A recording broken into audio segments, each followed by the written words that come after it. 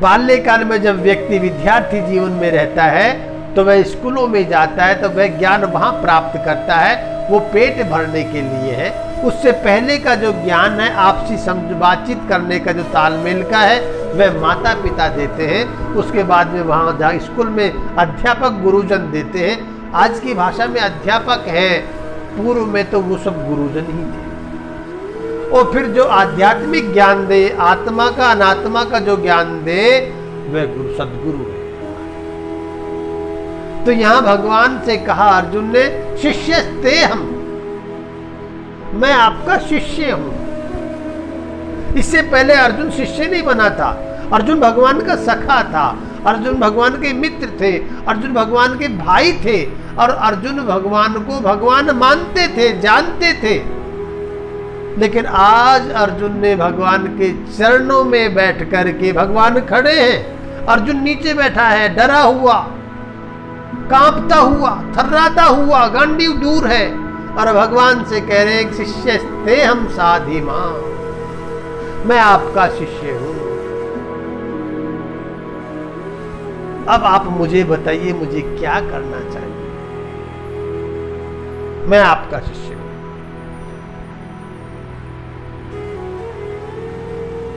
भगवान अर्जुन को समझाते हैं, जैसे माता पिता अपने बच्चे को समझाते हैं कि हमें जीवन में क्या करना चाहिए। बहुत सी ऐसी बातें हैं जो माँ समझा देती है, माँ बता देती है, और बहुत सी ऐसी बातें जो पिता समझाते हैं, पिता बताते हैं। उनके आधार पर भी व्यक्ति का जीवन बहुत निकल जाता है और अच्छा निकलता है। लेकिन जैसी व्यक्ति थोड़ा युवा हुआ, बड़ा हुआ, वो माता पिता से कहता, आप समझते नहीं हो, मम्मी आप समझते नहीं हो, आपको पता नहीं है, आपको ज्ञान नहीं है, पापा आप समझते नहीं हो। तो जिन माता पिता से समझ करके, ज्ञान लेकर के वह बड़ा हुआ, अपने कपड़े पहनने लगा, अपना कच्छा पहनने लगा, अपने पायजामे का नाड़ा बांधने लगा, खाना खाने का उसको तरीका आ गया, सोने का तरीका आ गया, बैठने का तरीका आ गया, जिनके उपदेश से, जिनके ज्ञान से, और बड़े होकर के फिर वही बच्चे कहते हैं, मम्मी आप समझते नहीं हो, मम्मी आपको पता नहीं है। तो ये क्या है? ये ज्ञान नहीं है, ये अज्ञान है। उस युवा पीढ़ी का, युवा का अभिमान का अज्ञान है। उस अभिमान से वो ज्ञान ढक गया, जवानी के मद में वह ज्ञान ढक गया, और उसका परिणाम दुष्परिणाम होता है। उसका परिणाम दुष्परिणाम होता है।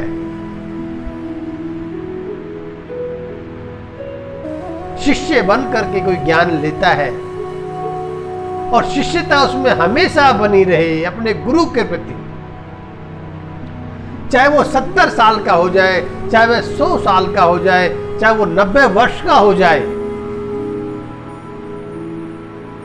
उसमें शिष्यता अगर गुरु के प्रति बनी रहेगी तो वह अज्ञानी कभी हो ही नहीं सकता। उसको जन्म जन्मांतर तक ज्ञान बना रहेगा। ऐसी शास्त्रों में कथा है, कथाएं हैं, पुराणों में लिखा हुआ है। जीवन भर शिष्यता अपनाने वाला व्यक्ति जीवन में सफल होता है। अब गुरु पहले युवा थे, फिर गुरु बुजुर्ग हो गए, और अब जो शिष्य वो जवान हो गया, तो अपने गुरु को वो वृद्ध न माने, वह शिष्यता है। माता पिता को वृद्ध न माने, वह शिष्यता है। माता पिता को अपना माने, वह शिष्यता है। तो भगवान से अर्जुन ने हाथ जोड़ करके प्रार्थना की कि शिष्यस्ते हम साधि माम प्रपन्न। तो भगवान ने अर्जुन को 3 तत्व की शिक्षा दी, उपदेश दी। पहले 3 तत्वों का उपदेश दिया जो गीता में कई अध्यायों में जिसका वर्णन है। कई अध्यायों में जिनका वर्णन है, वो 3 तत्वों का उपदेश भगवान ने अर्जुन को दिया। ये 3 तत्व कौन कौन से हैं? पहला तत्व है जीव,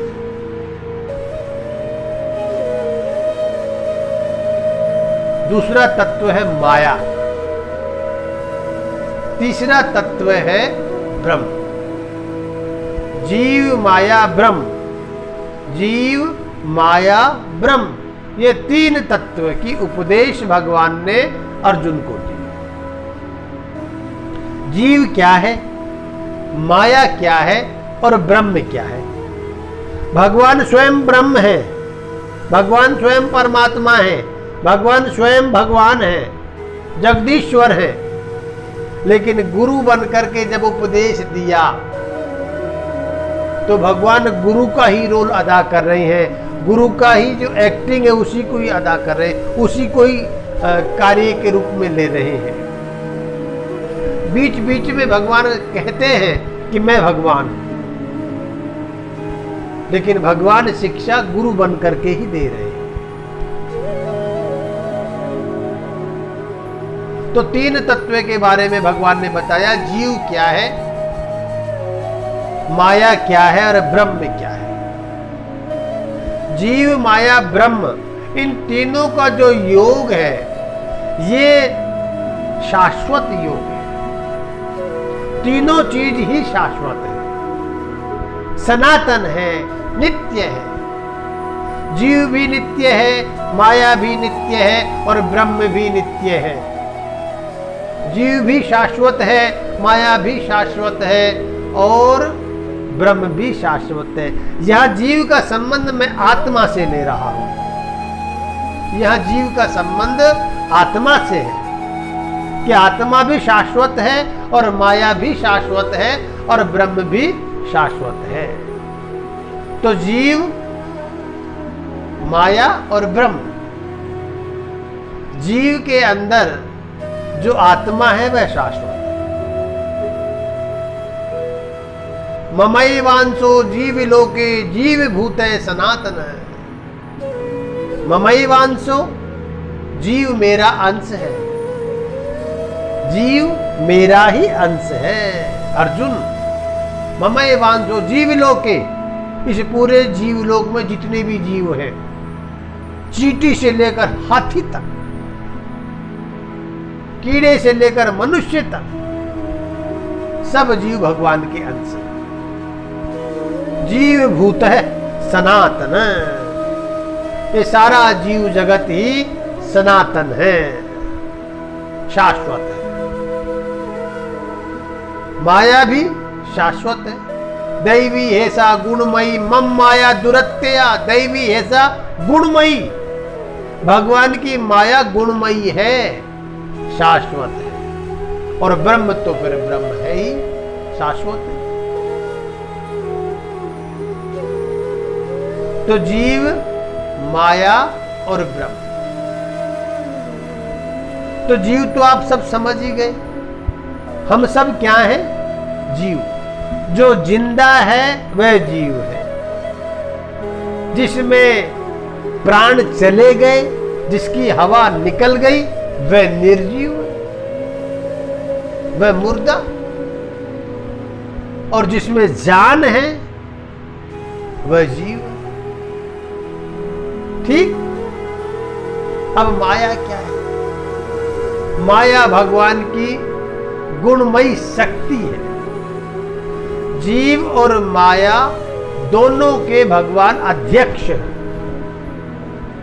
जीव के और माया के भगवान अध्यक्ष हैं, उनके अधिपति हैं, उनके ईश्वर हैं, अधीश्वर हैं। जीव और माया के भगवान अधीश्वर है।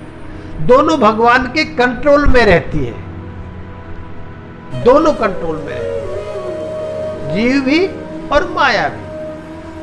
माया गुणमयी है, माया में गुण ही गुण है। उस गुण के चक्कर में ही तो हम सब लोग उस माया के पीछे पड़े, पीछे पड़े, पीछे पड़े। और वह माया क्या करती है? भटकाती है। वह माया भटकाती है। मन को भटकाती है, उस जीव को भटकाती है माया। इसीलिए उसको ब्रह्म का ज्ञान होना जरूरी है। इसलिए जीव, माया और ब्रह्म। अर्जुन भटक गया यहां पर। अर्जुन जीव है और भगवान की माया ने उसको भटका दिया। क्या माया गुणमयी दिखाई कि ये सब मेरे पूज्य जन हैं, मैं कैसे युद्ध करूंगा। तो भगवान ये माया है। एक माया का बड़ा अच्छा प्रसंग मैं आपको सुनाता हूं। उड़ीसा में एक उत्कल ब्राह्मण थे, सदगृहस्थी थे, सात्विक थे, भगवान के भक्त थे। गृहस्थ जीवन में अपना सारा काम किया। जो गृहस्थ जीवन का जो दायित्व था, उस दायित्व को उन्होंने पूरा किया और बच्चों के संस्कार आदि सब करके उन्होंने विचार किया कि अब हमें यहाँ क्या रहकर करना है। बच्चे अपने अपने समर्थ हैं, अपनी अपनी जगह सब ठीक है, स्वस्थ हैं, आनंद है। हमें भगवान के शरण में चलना चाहिए। अब तो एक समय ऐसा जीवन में आना चाहिए हमारे कि सिवा भगवान के हमारे पास कोई नहीं। पंडित जी ने पंडितानी से कहा, अपनी धर्म पत्नी से, तो धर्म पत्नी ने भी हाँ भरी कि हाँ बिल्कुल ठीक है, अब हमें इस घर को त्यागना चाहिए, अब सन्यास आश्रम का सहारा लेना चाहिए। क्योंकि जब जीवन में व्यक्ति अपने क्रियाकलापों को करके पूर्ण हो जाता है, जो दायित्व उनके मनुष्य के उसको पूरा कर लेता है, तो भी चतुर्थ जो हमारा आश्रम है, सन्यास आश्रम, उसको हम सब धारण करना चाहिए। सन्यास आश्रम में प्रवेश करना चाहिए हमें। लेकिन हम सब लोग सन्यास आश्रम को छोड़ देते हैं, केवल सन्यासियों का कह करके छोड़ देते हैं, जबकि सन्यास आश्रम हम सब के लिए जरूरी है। चौथी अवस्था व्यक्ति की जो जीवन की आती है वह सन्यास की ही आती है कि हमें सब चीज को त्याग देना चाहिए। सन्यास का मतलब त्यागना, वैराग्य हो जाना, घर परिवार से, धन से, सबसे वैराग्य हो जाना ही, माया से वैराग्य हो जाना ही सन्यास है। आप गेरवे वस्त्र पहनो, वो सन्यास की बात नहीं है, वो सन्यास में ही आता है। लेकिन नए भी पहनो, कोई जरूरी नहीं है, कोई बाध्यता नहीं है कि गेरवे वस्त्र पहनना ही सन्यासी के लिए जरूरी है, ऐसी बाध्यता नहीं है। वो तो कुल ऋषि परंपराओं के मुताबिक जो परंपरागत जो परिधान है उसको धारण किया जाता है। लेकिन आप सदगृहस्थी रहे तो गृहस्थ में रह करके भी जो चौथा हमारा उम्र का, आयु का जो पहर आता है वह सन्यास का आता है, हमें सन्यास लेना चाहिए। तो पंडित जी ने और उनकी धर्म पत्नी ने, दोनों ने विचार किया कि चलो भगवान जगन्नाथ जी की शरण में हम चलते हैं और वहीं बैठ करके उनका ध्यान करेंगे। गृह कार्यों से निवृत्त होकर के दोनों पति पत्नी भगवान जगन्नाथ जी के धाम में चले गए और वहां भगवान की खूब सेवा पूजा करते और भगवान के भजन करते, आनंद में रहते। उनके मन में विचार आया कि क्यों न श्रीमद् भागवत का मूल पाठ का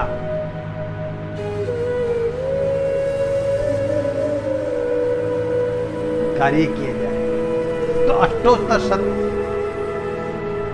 मूल पाठ की भागवत उन्होंने रखी, रोज पाठ करते,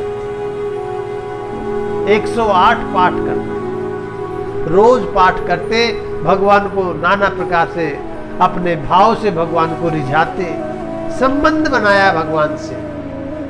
सबसे पहली सीढ़ी है कि व्यक्ति को संबंध बनाना है। हम संबंध नहीं बना पाते, इसलिए हम भटक जाते हैं। हम एक शब्द आरती में बोलते हैं, वो जरूर बोलते हैं, त्वमेव माता च पिता त्वमेव बंधु च सखा तुम। लेकिन न हम माता मानते भगवान को, न हम पिता मानते भगवान को, न हम बंधु मानते भगवान को। हम मित्र सखा कुछ नहीं मानते, केवल कह देते हैं। इसीलिए तो परेशानी आती है। हमें संबंध बनाना चाहिए भगवान से। और भगवान से संबंध बनाने के बाद में फिर चाहे कोई कितना ही प्रयास करे, हमें उससे छुड़ाने के लिए हम छूट नहीं पाएंगे। हमारा संबंध में कभी फीका नहीं पड़ेगा, हमारा संबंध में कभी छूटेगा नहीं। भगवान से संबंध बनाइए। भागवत का पारायण किया, भागवत का मूल रोज पाठ करते और भगवान को भोग लगाते। आज उनका 108वां जो पाठ है वो पूर्ण होने जा रहा है।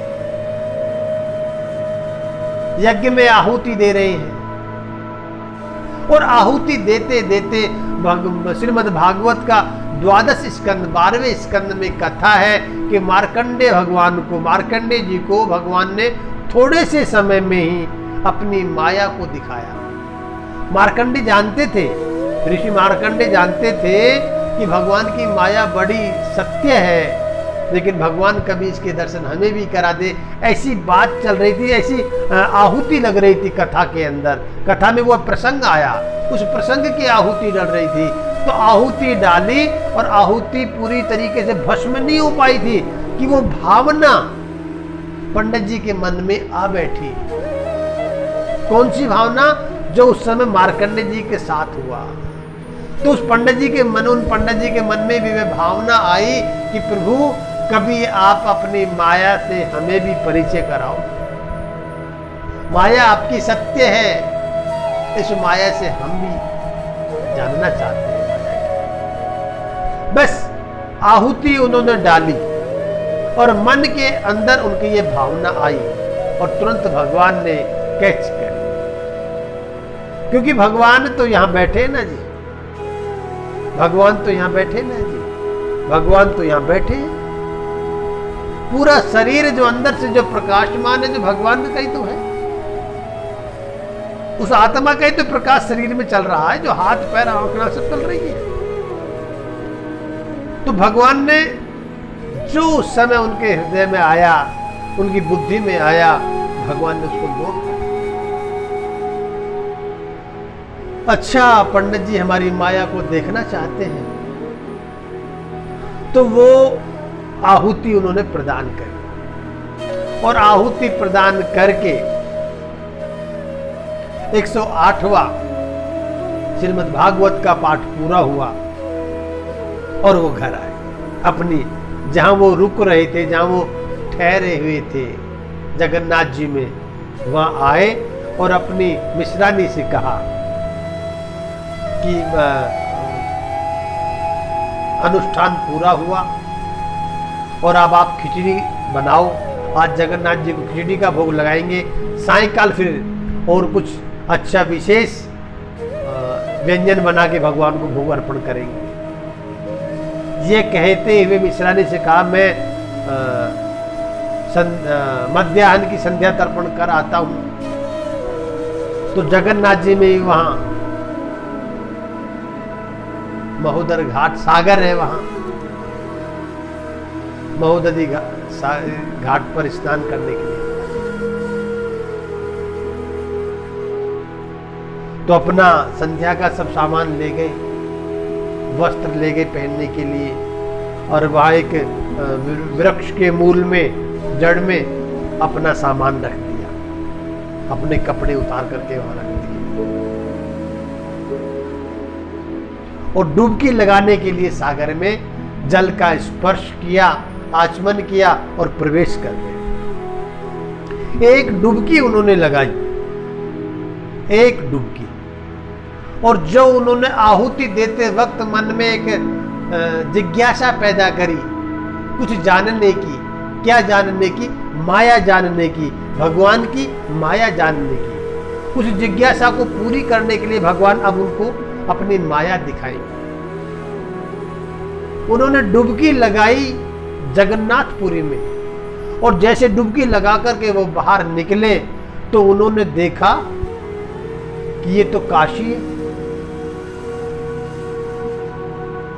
ये तो काशी है, दशाश्वमेध घाट है, ये तो काशी का, मुझे ऐसा लग रहा है ये तो काशी है। वो बार बार आंखों को साफ करे कि कहीं मैं गलत तो नहीं हो रहा, कहीं मैं सो तो नहीं रहा। तो फिर वहां देखा सब लोग स्नान कर रहे हैं, वहां पर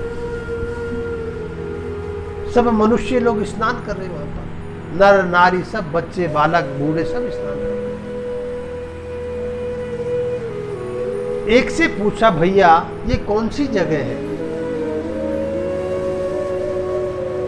तो अब उन्होंने सोचा कि भैया जब ये स्नान कर रहा है यहाँ आकर के काशी में, और यहाँ ही मुझसे पूछ रहा है कि मैं कहाँ हूँ और ये कौन सी जगह है, तो उन्होंने कहा, शिखा थी उनको, सूत्र था।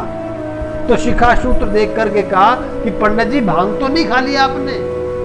अरे आप काशी में हो और आप गंगा में खड़े हो और कमर तक का पानी है आपके ऊपर, इतने पानी में खड़े हो, कोई भांग का नशा ज्यादा तो नहीं हो गया?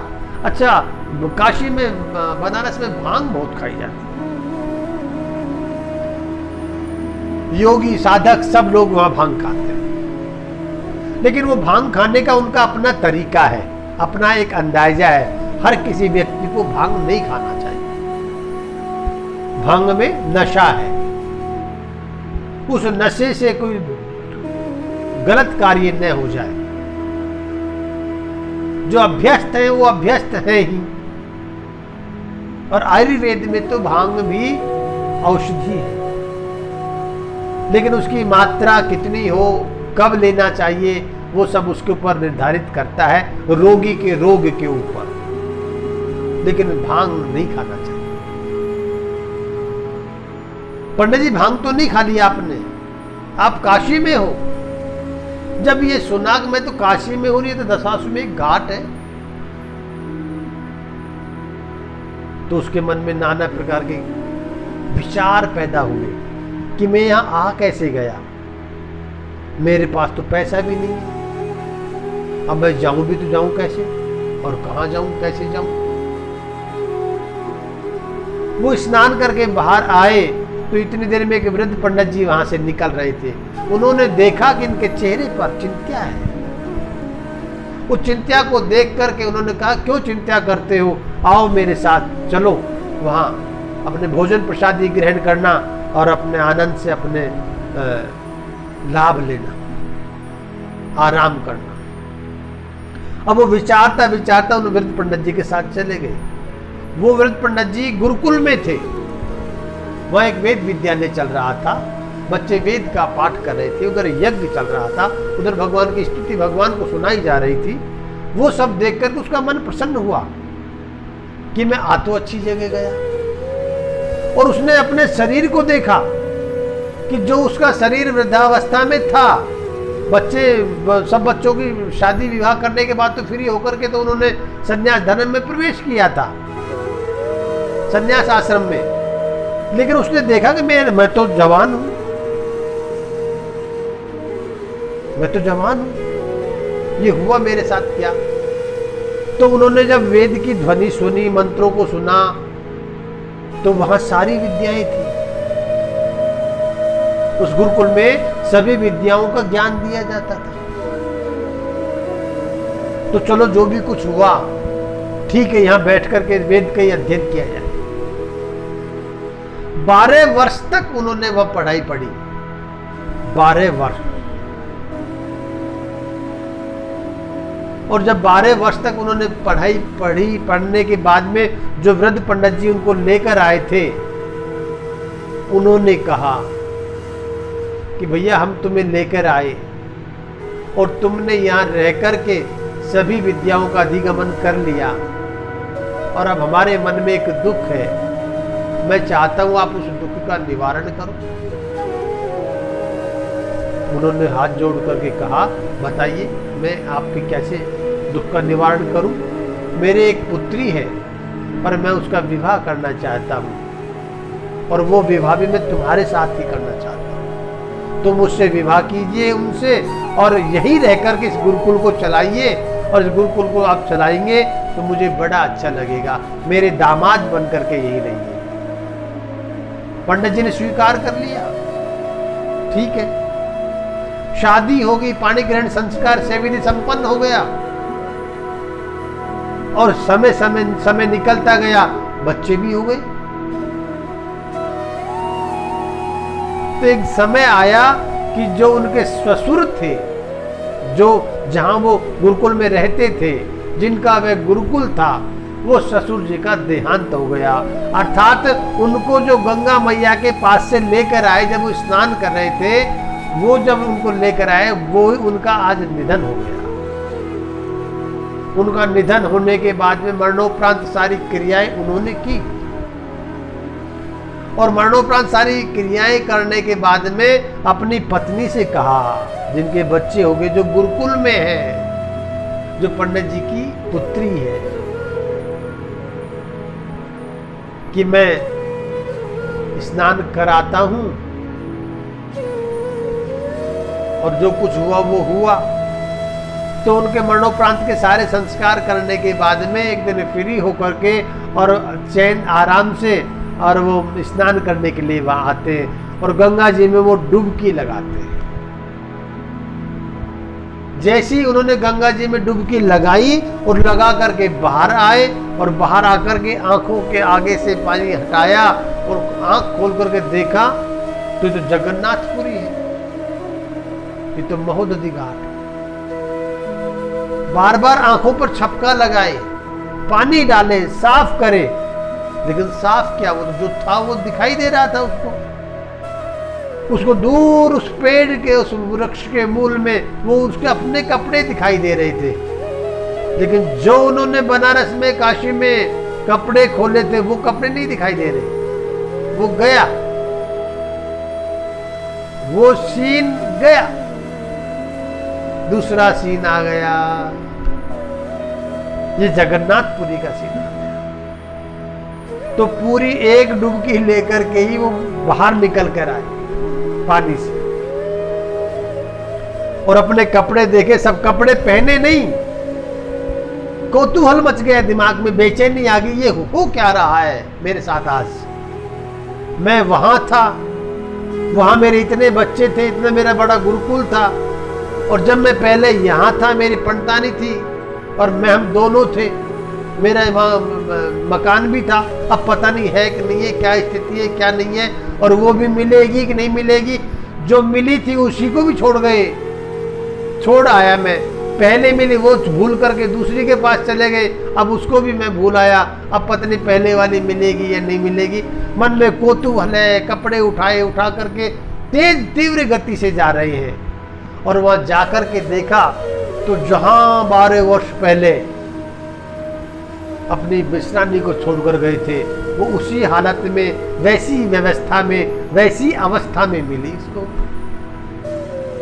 तो मिश्रानी ने कहा, पंडित जी कैसे आप इतनी जल्दी आ गए, क्या संध्या बंदन भी आज नहीं किया आपने? और देखिए आपने ये कपड़ा, अभी धोती भी गीली बांध रखी है, आज आप धोती भी बांध के नहीं आए। उसने देखा, हाँ मैं तो गीली धोती है मेरी तो उसने मिश्रानी, पंडित जी ने मिश्रानी से कहा कि पता नहीं ऐसा मुझे क्या हो गया, मैं तो अभी बनारस में था, मैं गंगा में स्नान कर रहा था। तो मिश्रानी ने कहा, क्या बहकी बहकी सी बात कर रहे हो, क्या हो गया आपको,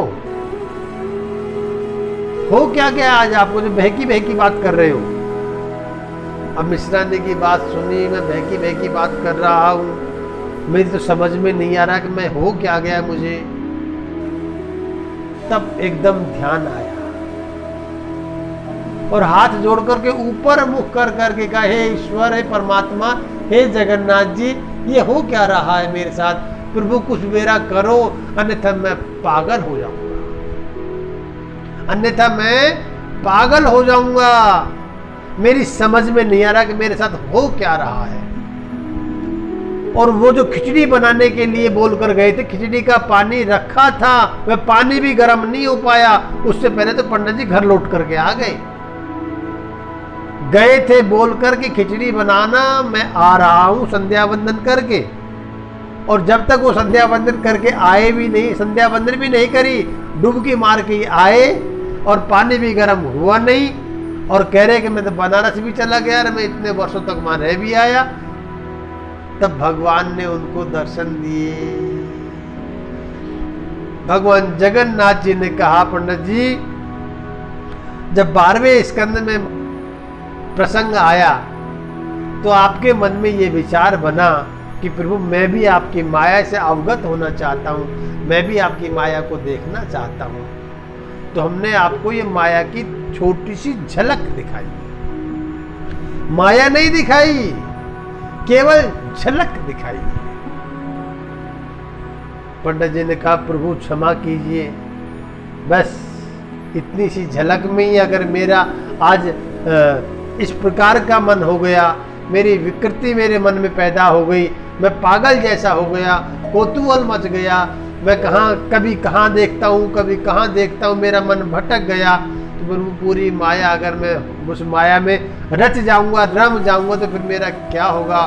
भगवान आपकी कृपा है। तो ऐसे भक्त वत्सल भगवान श्री जगन्नाथ जी हैं। बोल जगन्नाथ भगवान की जय।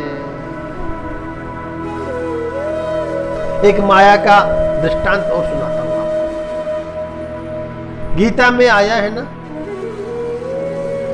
गीता में आया है कि चारों वर्णों के मनुष्य इसको सुने, इसको पढ़े,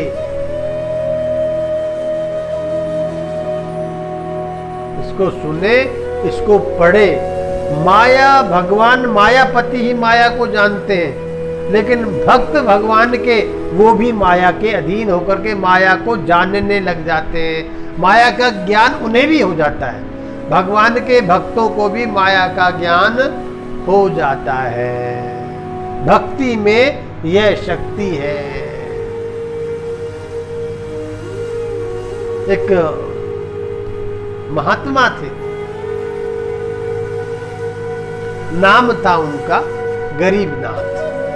ये नाथ संप्रदाय से थे, नाथ संप्रदाय थे। हमारे सनातन धर्म में संप्रदाय बहुत है, सब आनंद एक से बढ़कर एक, और सब आनंद भगवान का मार्ग बताने वाले, भगवान के दर्शन कराने वाले सभी मार्ग हमारे बहुत अच्छे। नाथ संप्रदाय, गरीबनाथ जी उनका नाम। उनके एक शिष्य तो बहुत हुए, एक शिष्य उनके जिनका नाम दुर्बल नाथ जी, जिसको हमारे राजनीतिक जो लोग है ना, वो चतुर्थ वर्ण कह करके संबोधित करवा करके हमारे सनातन धर्म में जो फूट डालते हैं, ये उनके ऊपर तमाचा है एक प्रकार से। ये उनको शिक्षा लेनी चाहिए कि आज गरीबनाथ जी के जो मंदिर है, जो उनका स्थान है, जो उनकी तपोस्थली है, वहाँ हर वर्ण का व्यक्ति जाकर के मत्था टेकता है, हर वर्ण का व्यक्ति जाकर के वहाँ प्रसाद चढ़ाता है, प्रसाद ग्रहण करके आते हैं, और जो वहाँ साधु सन्यासी बैठे सबको प्रणाम करते, नतमस्तक होते हैं। और पता नहीं क्यों फूट डाल रहे हैं। तो गरीबनाथ जी उनका नाम, स्थान उनका राजस्थान में भी है। उनके शिष्य दुर्बल नाथ जी। तो गरीबनाथ जी तपोनिष्ठ सदाचारी महात्मा थे, अद्भुत महात्मा। उनके शिष्य भी बड़े अद्भुत, दुर्बल नाथ जी। नाथ संप्रदाय के स्तंभ थे ये दोनों, नाथ संप्रदाय के स्तंभ थे। भगवान की माया कला सब इनके पास थी। एक समय इन्होंने शरीर को शांत हुए कई वर्ष व्यतीत हो गए। उसके बाद अरावली की पहाड़ियों में आवाज गूंजती है। कई किलोमीटर दूर दुर्बल नाथ जी भजन कर रहे होते, कई किलोमीटर दूर। आवाज सुनना संभव नहीं है मानव के लिए, भक्त की बात ही अलग है। मानव के लिए आवाज सुनना बड़ा दुर्लभ। तो गरीबनाथ जी ने आवाज लगाई दुर्बल नाथ जी को कि मुझे पानी चाहिए, मैं पानी पीना चाहता हूं। दुर्बल नाथ जी भजन कर रहे होते हैं। भजन को छोड़ कमंडल लेकर के जल भर करके और वहां बैठे बैठे पहुंच गए अरावली की पहाड़ियों में। जिस स्थान से वे आवाज निकल कर आई उसी स्थान पर पहुंच गए, कमंडल हाथ में। तो उस स्थान पर देखा बब्बर शेर बैठा हुआ है, बब्बर शेर बैठा हुआ है। उस शेर को देख करके दुर्बल नाथ जी समझ गए ये मेरे गुरु हैं। दुर्बल नाथ जी ने अपने आप को गाय बना लिया, गौ माता का भेष बना लिया, गौ माता का रूप बना लिया, कमंडल रखा साइड में। शेर ने गौ माता को देखा, यानी अपने शिष्य को देखा, और शिष्य गौ ने अपने गुरु शेर को देखा। जल वहां रखा है और नेत्र बंद करके ना गर्दन नीचे करके गौ माता खड़ी हुई है। शेर ने जल ग्रहण किया और रमता राम अर्थात वहां से अंतर ध्यान। कुछ देर बाद दुर्बल नाथ जी ने अपनी गर्दन ऊंची उठाई और आंखें खोली तो न तो वहां शेर था न कमंडल में भरा हुआ जल, दोनों में से कोई नहीं। दुर्बल नाथ जी ने कहा, गुरु आपका आदेश। महात्माओं में, नाथ संप्रदाय में आदेश नाम से संबोधन किया जाता है। आदेश नाथ जी, आदेश नाथ जी। गुरु अगर शिष्य को बुलाते हैं तो शिष्य एक ही मुख से शब्द निकालते हैं, आदेश नाथ जी, आदेश गुरु जी।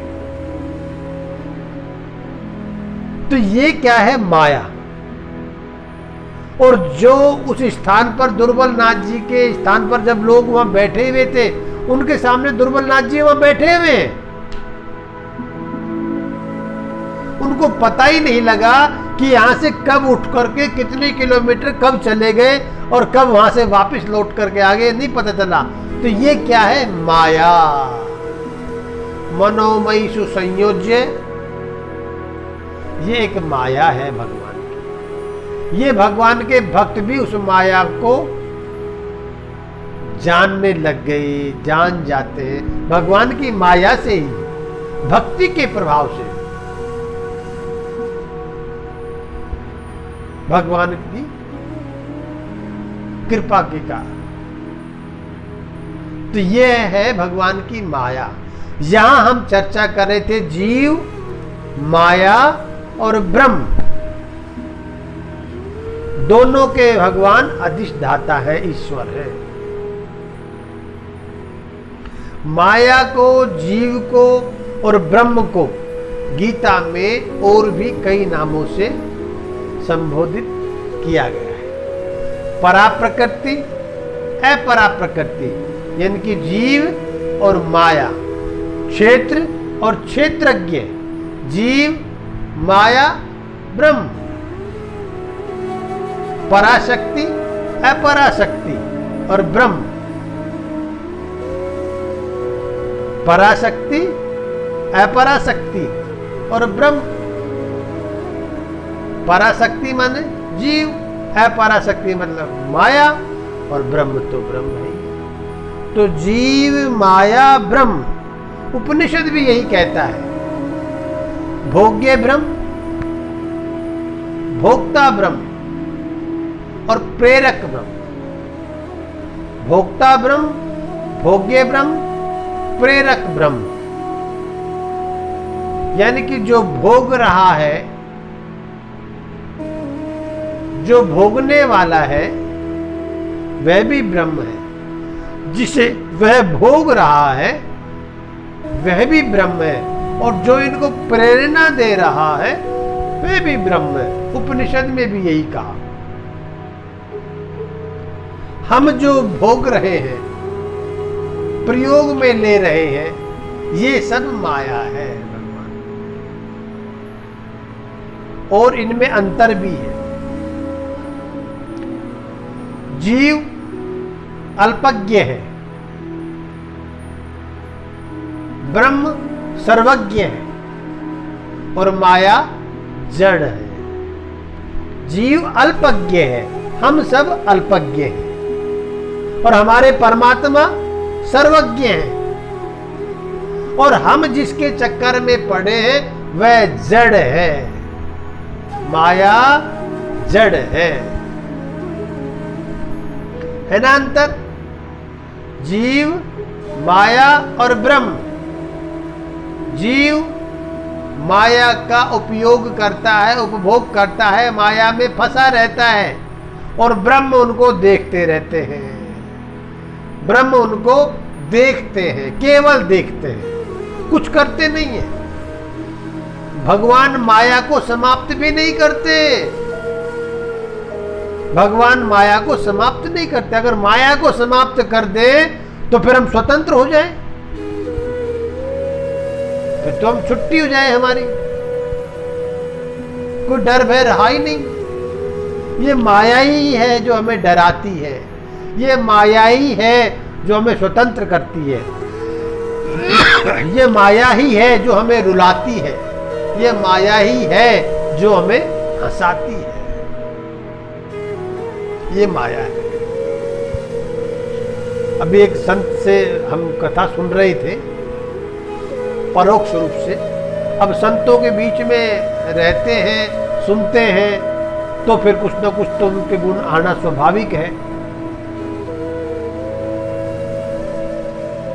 तो वो संत एक कथा बता रहे थे कि एक महात्मा जी के शिष्य ने गृहस्थी थे, उन्होंने फोन किया गुरुजी के आश्रम में कि गुरुजी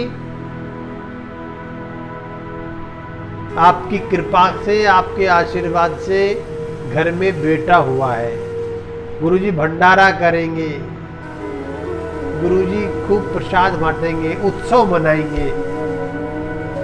अब गृहस्थी ने फोन किया, शिष्य ने फोन उठाया, शिष्य ने गुरुजी से कहा कि ऐसे ऐसे उनका फोन आया है। तो गुरुजी हंसे। गुरुजी हंसे, क्यों हंसे?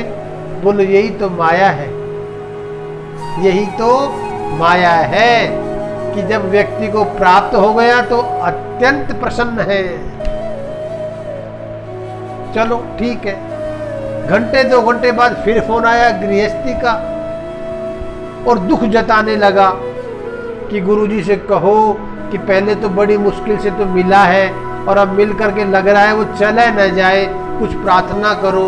बच्चे को जो जॉइंटिस हो गया और वो आईसीयू में भर्ती है। 2 घंटे पहले खुशी थी और 2 घंटे बाद उसी चेहरे पर गमी आ जाती है और प्रार्थना के लिए प्रेरणा दे रहे हैं, प्रेरक कर। शिष्य ने गुरुजी को बताया, गुरुजी फिर हंसे, बोलो देखा ना यही तो माया है, पल में रोना पल में हंसना, यही तो भगवान की माया है। कुछ सुख मिल जाए तो पिछला दुख व्यक्ति भूल जाए और फिर दुख मिल गया तो फिर उस सुख को भूल गया। यानी कि दुख सुख का जो जोड़ा है यही तो माया है। इस माया को भगवान समाप्त नहीं करते। तो जीव, माया और ब्रह्म, ये 3 प्रकार के तत्व का भगवान श्री कृष्ण ने अर्जुन को उपदेश दिया। तो गीता में भगवान को प्राप्त कैसे करें, इसके लिए क्या बताया गया? भगवान को प्राप्त कैसे करें? उस भगवान को प्राप्त करने के लिए जीव क्या करे, गीता क्या बताती है? उस ब्रह्म को प्राप्त करने के लिए जीव क्या करे, गीता क्या बताती है? तो भगवान ने पहले तो अर्जुन का डर निकालने के लिए, अर्जुन के अंदर जो भय हो गया, उस भय को निकालने के लिए भगवान ने कहा अर्जुन से, अर्जुन ये आत्मा अजर अमर है, आत्मा कभी मरती नहीं है, आत्मा कभी जन्म नहीं लेती, आत्मा कभी नष्ट नहीं होती। किसी भी यंत्र के द्वारा आत्मा का छेदन, आत्मा का भेदन करना संभव नहीं है अर्जुन। ये अजर अमर है, अजो नित्य है, शाश्वतोयम पुराणो न हन्यते हन्यमाने शरीरे। अजो नित्य है, ये नित्य है, अनंत है, इसका कोई अंत नहीं। जैसे भगवान अनंत है वैसी आत्मा भी अनंत है। जैसे भगवान शाश्वत है ऐसे आत्मा भी शाश्वत है। जैसे भगवान नित्य है ऐसे आत्मा। तो अर्जुन तू ये आत्मा की चिंता न कर कि इन सबके शरीर में, इन सबके शरीर में आत्मा है और इनको मारूंगा तो मुझे पाप लगेगा, ये मेरे अपने हैं। तू इस पाप से न डर, डरने की जरूरत नहीं है, तुझे पाप नहीं लगेगा, क्योंकि आत्मा अजर अमर है। आत्मा तो मरती नहीं है, शरीर मरता है, आत्मा थोड़ी नहीं मरती। और फिर तुझे तो कर्म करना, तेरा कर्म है। तूने सारी तैयारियां युद्ध की है कर्म करने के लिए, युद्ध जीतने के लिए, युद्ध लड़ने के लिए। तो तुझे तो युद्ध लड़ना है, युद्ध करना है। और ये सब नए शरीर धारण करेंगे। ये आत्मा मरती नहीं है, नए नए शरीर में प्रवेश कर जाती है। ये अजर अमर है अर्जुन। तू तो केवल कर्म कर, तू तो केवल कर्म कर। और जीव तो मरने के बाद में अदृश्य हो जाता है। मरने से पहले भी जीव अदृश्य रहता है, मरने के बाद भी अदृश्य रहता है। कुछ समय के लिए बीच में मिलता है, आता है, सबको दिखता है और फिर चला जाता है। इसलिए आत्मा अजर अमर है, इसलिए इसकी चिंता मत कर, केवल कर्म कर। और तेरे अपने कर्म में सिद्धि अशुद्धि की भी चिंता मत कर कि तेरे को सिद्धि मिलेगी या नहीं मिलेगी, तू हारेगा या जीतेगा, इसका भी ध्यान मत कर, केवल कर्म कर। तभी यह श्लोक उठा, कर्मण्येवाधिकारस्ते मा फलेषु कदाचन। कर्म कर, फल की चिंता न कर। अर्जुन ने कहा, भगवान मुझे कर्म करने से मिलेगा क्या? बोलो, अगर युद्ध जीत गया तो पृथ्वी का पूरी का साम्राज्य अर्जुन तेरा हो जाएगा। और युद्ध में अगर मर गया तो स्वर्ग की प्राप्ति हो जाएगी। देखो, भगवान ने अर्जुन से कहा कि युद्ध में मर गया तो स्वर्ग मिल जाएगा, और युद्ध में अगर जीत गया तो पूरी पृथ्वी का साम्राज्य अर्जुन तेरा हो जाएगा।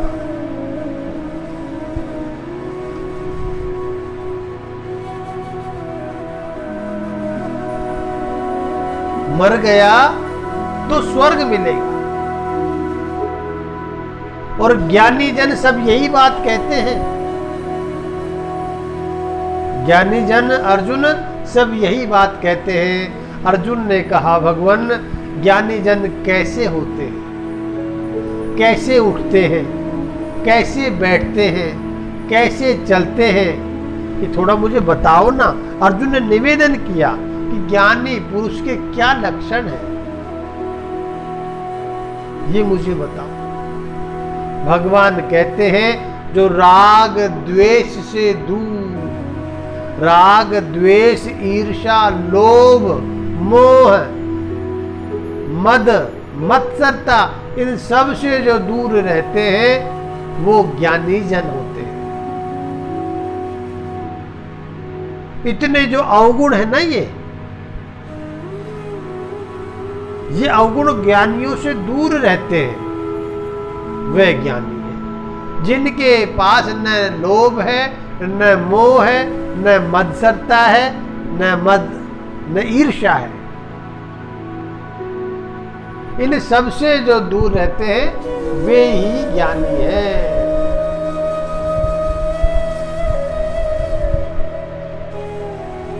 वे ही ज्ञानी हैं। ज्ञानी जनों के लक्षण भगवान ने अर्जुन को बताए कि संपूर्ण प्राणियों में जो रात्रि में बैठ करके भजन करते हैं, आत्मा को परमात्मा से मिलाते हैं, या परमात्मा मिलने का मार्ग प्रशस्त अपना करते हैं, वो ज्ञानी जन है। और जो संसार के संसारी चक्र में फंसे हैं और अपने साधनों को जो प्राप्त करने की कोशिश में लगे रहते हैं, संसार की वस्तुओं की, संसार की सामग्रियों की, वो सब अज्ञानी हैं। ज्ञानी और अज्ञानी में भगवान ने यहाँ यह अंतर बताया कि जो परमात्मा के प्रति लगा रहता है, जिसमें राग द्वेष लोभ नहीं होता, वह ज्ञानी है। और केवल बस संसार के चक्कर में पड़ करके और सांसारिक वस्तुओं की प्राप्ति में लगा रहता है, वह अज्ञानी है। ज्ञानी मनुष्य स्थिर रहता है, उसका ज्ञान डगमगाता नहीं है, क्योंकि उसकी ज्ञान में निष्ठा है। ज्ञानी मनुष्य स्थिर रहता है, समुद्र की भांति ज्ञानी है। आपूर्यमाणं चल प्रतिष्ठं समुद्रमापः प्रविशन्ति यद्वत् तद्वत् कामायं प्रविशन्ति सर्वे स शान्तिमाप्नोति न काम कामी। उनके पास में शांति आती है, ज्ञानियों के पास बैठ करके शांति आती है, ज्ञान आता है, मन निर्मल होता है, मन की छल कपटता दूर हो जाती है, मन का डर और भय निकल जाता है। उन ज्ञानियों की ऐसी बुद्धि है। ज्ञानी जन मुझे बहुत प्रिय है अर्जुन, ज्ञानी जन मुझे बहुत प्रिय है अर्जुन, भगवान कहते हैं। लेकिन ज्ञान हो समुद्र की भांति। ज्ञानी जन के पास में न चाहते हुए भी सब चीजें वस्तुएं अपने आप आती है, जो वो चाहते हैं या नहीं चाहते। उनके मन में कोई बात आई तो सब अपने आप आई। ज्ञानी की भांति, समुद्र की भांति ज्ञानी को स्थिर रहना चाहिए। अर्जुन कहते हैं भगवान से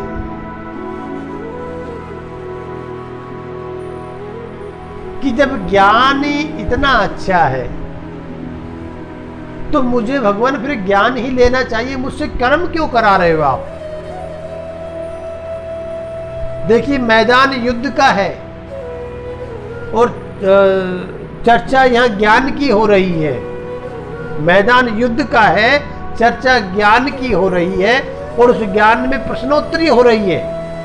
अर्जुन प्रश्न कर रहे हैं, भगवान उत्तर दे रहे हैं। अर्जुन ने कहा प्रभु जब ज्ञान इतना अच्छा है तो फिर आप मुझे कर्म की ओर प्रेरित क्यों कर रहे हो?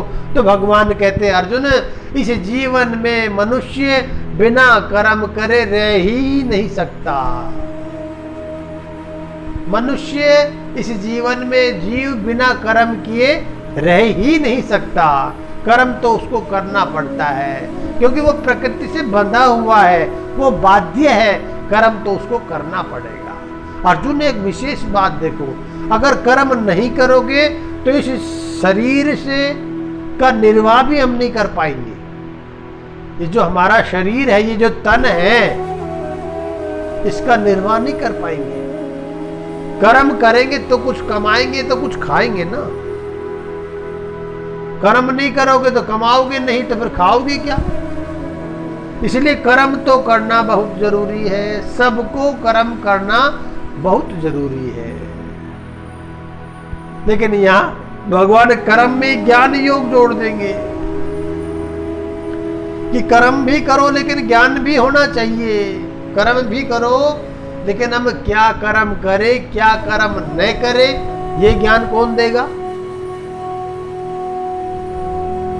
क्या कर्म करे और क्या कर्म नहीं करे, ये ज्ञान कौन देगा, गुरु देगा ना। तो कर्म तो करना पड़ेगा। बिना कर्म किए कोई व्यक्ति रह ही नहीं सकता, कोई नहीं रह सकता, सबको कर्म करना पड़ता है। और वैदिक सनातन धर्म का जो सिद्धांत है, वैदिक सनातन धर्म का जो सिद्धांत है वह कर्म के प्रति है। सृष्टि की रचना जब ब्रह्मा जी ने रची तो ब्रह्मा जी ने सब मनुष्यों को यह आदेश दिया, ये कहा ब्रह्मा जी ने कि आप सब लोग यज्ञ किया करो, मंत्र अनुष्ठान किया करो। यज्ञ के द्वारा देवता प्रसन्न हो जाएंगे और देवता प्रसन्न होकर के आप लोगों की प्रसन्नता के लिए जो आप चाहोगे, जो आप मांगोगे, जो प्राप्ति की आपकी कामना रहेगी, जो आपकी इच्छा रहेगी, वह सब मिलती रहेगी। देवताओं को प्रसन्न करो। ब्रह्मा जी ने कहा था, ब्रह्मा जी ने कहा था, रे मनुष्यों देवताओं को प्रसन्न करो और देवताओं को प्रसन्न करने के लिए यज्ञ करो, और उस यज्ञ के प्रताप से, यज्ञ के प्रभाव से जो वस्तु चाहते हो, जिस चीज की कामना है, वह सब आपको प्राप्त हो जाएगी। त्रेता विविध यज्ञ नर करहि, त्रेता विविध यज्ञ नर करहि, प्रभु ही समर्पित कर्म भव तरहि। भगवान को समर्पित करके इस भवसागर को पार होते थे और विविध प्रकार के यज्ञ होते थे। पहले आपने खूब सुना होगा, कम से कम पढ़ा होगा, नहीं तो कहीं किसी ने किसी चलचित्र के माध्यम से देखा होगा कि यज्ञ से संतान पैदा हो रही है, यज्ञ से बारिश हो रही है, यज्ञ से अकाल नष्ट हो रहा है, यज्ञ के प्रभाव से महामारी जा रही है। ये सब यज्ञ के प्रभाव है। तो ब्रह्मा जी ने प्रजा को रचते समय, रचने के बाद, उत्पत्ति के बाद सबको ये शिक्षा दी थी।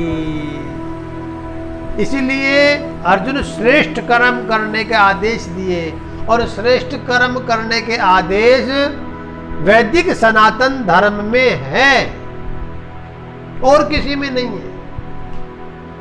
वैदिक सनातन धर्म में जो श्रेष्ठ कर्म है और किसी में नहीं, किसी पंथ में नहीं है। जो वैदिक सनातन धर्म से संबंध रखता है, संबद्ध रखता है, उसमें तो है, बाकी और किसी पंथ में। इसलिए मनुष्य को श्रेष्ठ कर्म करने चाहिए, मनुष्य को श्रेष्ठ कर्म करने चाहिए। और जैसा मनुष्य श्रेष्ठ कर्म करेगा, उसकी संतान उसको देख करके वैसा ही कर्म करेगी।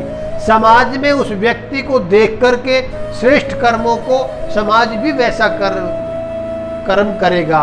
समाज के बाद में प्रदेश, प्रदेश के बाद में देश, देश के बाद में फिर विश्व आ जाएगा। जो मनुष्य श्रेष्ठ कर्म करता है उसके फॉलोवर, उसके चाहने वाले बहुत अधिक हो जाते हैं। तो ऐसे व्यक्ति को जीवन में हमेशा श्रेष्ठ कर्म करते रहना चाहिए। आज की दुर्दशा क्या है? आज की दुर्दशा यह है देश की कि जो नेता है, जो अभिनेता है, उनके फॉलोवर हैं, उनको अपना मानते हैं। देखो, जबकि हमारे परमात्मा, प्रेरक ब्रह्म, हमारे संत महामुनि, हमारे ऋषिगण उनको भूल गए, केवल नेता अभिनेता कोई बस।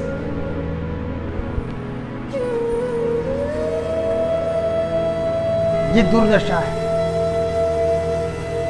जिसका पता नहीं लगे ऐसा नेता, आज वो जेल में है, कल वो रेल में, फिर वो मंच पर, फिर कभी लंच पर, जिसका पता नहीं लगे ऐसे नेता और ऐसी अभिनेता जिनका पता ही नहीं लगे गृहस्थी जीवन क्या है। आज कोई बीवी, कल कोई बीवी, कल कोई बीवी, उनके लोग फॉलोअर बन रहे हैं। बताओ उनको चाह रहे, कैसी कैसी अज्ञानता चाहिए ये। और हमारे युवाओं में तो खासतौर से विशेष है। मैं आपका बड़ा फैन हूं जी, मैं आपका बड़ा फैन हूं जी।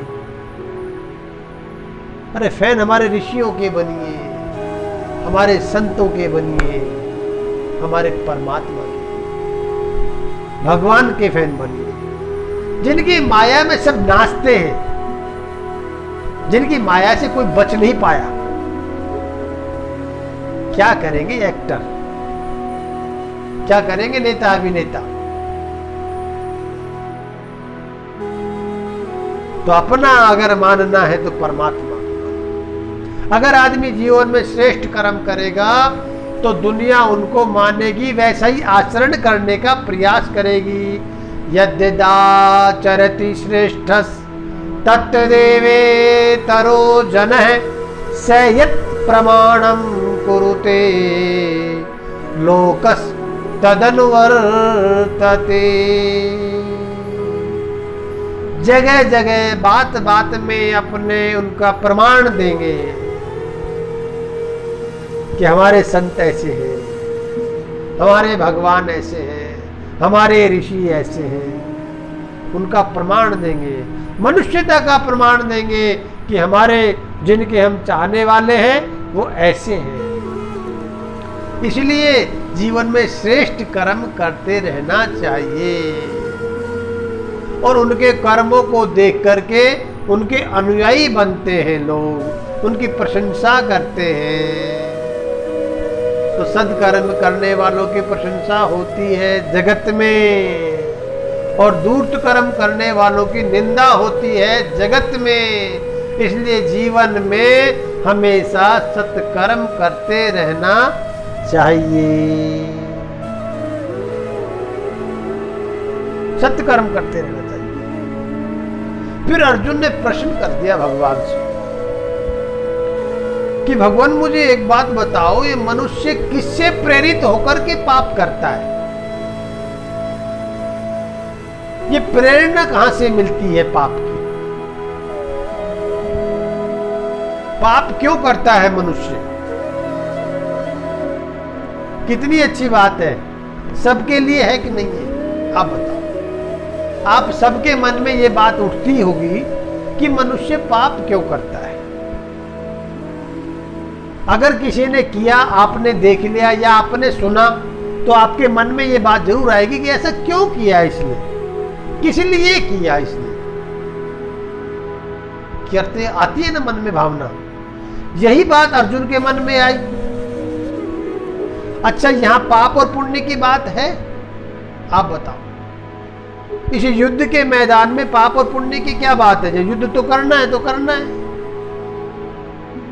लेकिन यही भगवान ने अवसर देखा कि जब व्यक्ति धर्म संकट में आता है तब वह गुरु की शरण में जाता है, तब गुरु जो उसको बताता है तो उसको बड़े ध्यान से सुनता है, क्योंकि उसका मतलब है, वो फंसा हुआ है। मन चले व्यक्ति को मन चलती जगह कहीं भी अगर ज्ञान देना प्रारंभ करोगे तो कोई नहीं लेगा, तुम्हारे ज्ञान का कोई भाव ही नहीं है, वो बिन भाव में बह जाएगा। इसलिए अवसर पर ज्ञान देना चाहिए। अवसर पर अवसर आए तो ज्ञान दोगे तो वो व्यक्ति मान लेगा, जान लेगा, और उसके आगे पीछे दोगे ना तो कोई नहीं मानने वाला। ये अवसर ऐसा है अर्जुन के साथ। ये धर्म संकट में फंसा हुआ है, जैसे हम जीवन में धर्म संकट में फंसते हैं, हर कोई विपत्ति आ जाए, कोई बाधा आ जाए, कोई संकट आ जाए, बड़े धर्म संकट में आ गए, बड़ा धर्म संकट हो गया, क्या करें। तो ये धर्म संकट है। तो किससे प्रेरित होकर के मनुष्य पाप करता है, ये अर्जुन पूछ रहे हैं भगवान से। गोविंद कहते हैं, अर्जुन, मनुष्य के पाप करने के 3 कारण हैं। मनुष्य के पाप करने के 3 कारण हैं। मुख्य रूप से 2 है, और 2 में से भी 1 है। पहले आप तीनों को सुनिए। काम, क्रोध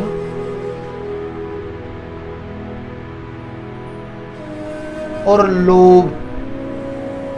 लोभ को यहां रजोगुण से संबोधित किया गया है। कामेश है, क्रोधेश है, रजोगुण समुद्भव है। कामेश है, क्रोधेश है, रजोगुण समुद्भव है। काम के कारण ही क्रोध आता है, और क्रोध से, काम से मिलकर के रजोगुण होता है। सबसे पहले व्यक्ति के मन में कामना जगती है। अगर वह कामना की पूर्ति नहीं होती तो फिर उसको क्रोध आता है। उस क्रोध में व्यक्ति अर्थ का अनर्थ कर देता है, यानी कि पाप हो गया। पाप हो गया। आपके मन में कोई कामना जगी, और कामना जग करके अगर वह पूरी हो गई तो लोभ आ जाएगा, और वह कामना पूरी नहीं हुई तो फिर क्रोध आ जाएगा। तो क्रोध से व्यक्ति पाप करता है, लोभ से व्यक्ति पाप करता है, और कामना के कारण भी व्यक्ति पाप करता है।